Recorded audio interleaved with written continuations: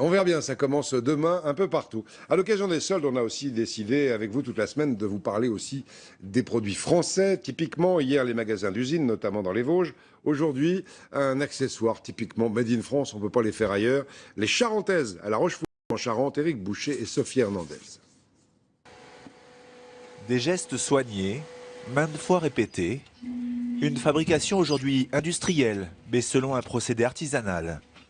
Un produit entièrement fait à la main, né en Charente au XVIIe siècle. C'est un produit de récupération. Les papetiers séchaient leur pâte à papier avec des feutres, mais ces feutres, à force d'absorber l'eau, devenaient imperméables. Et les savetiers locaux récupéraient donc ces feutres pour faire des semelles. Aujourd'hui, les matières sont de premier choix. Une semelle feutre, c'est très ancien. C'est la vraie charentaise. Pour moi, c'est la vraie charentaise. C'est immuable, la charentaise est cousue retournée, à l'envers, ce qui demande une maîtrise et un matériel bien spécifique. Ce sont des machines qui ont une aiguille particulière, qui est une aiguille complètement courbe, qui rentre dans la semelle et qui ressort. Elle ne reste pas, parce qu'en fait c'est un fil de lin bien particulière. Et les aiguilles, on ne trouve plus les aiguilles sur le marché. C'est nous-mêmes qui fabriquons ces aiguilles. Démonstration. Je suis en train de piquer une douillette en laine sur l'envers de la chaussure. Et ensuite, comme ça, quand on détourne, ce sera l'intérieur de la chaussure. Si on veut, on peut détourner à la main. Ou après, il y a les garçons là-bas qui détournent avec une machine à la main aussi. Parmi eux, Alain, qui retourne 400 chaussons par jour. Il ne se sépare jamais de ses charentaises. Et vous venez même travailler avec?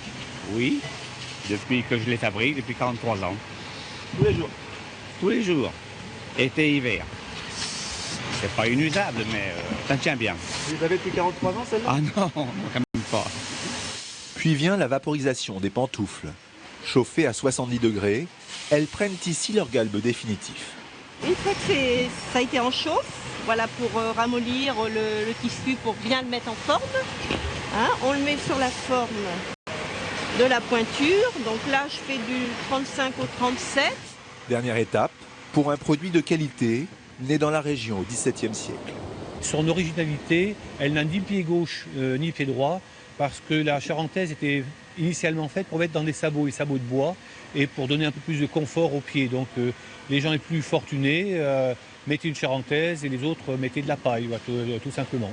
Les charentaises, produits 100% français depuis plus d'un siècle, devenus indispensables pour passer l'hiver les pieds au chaud.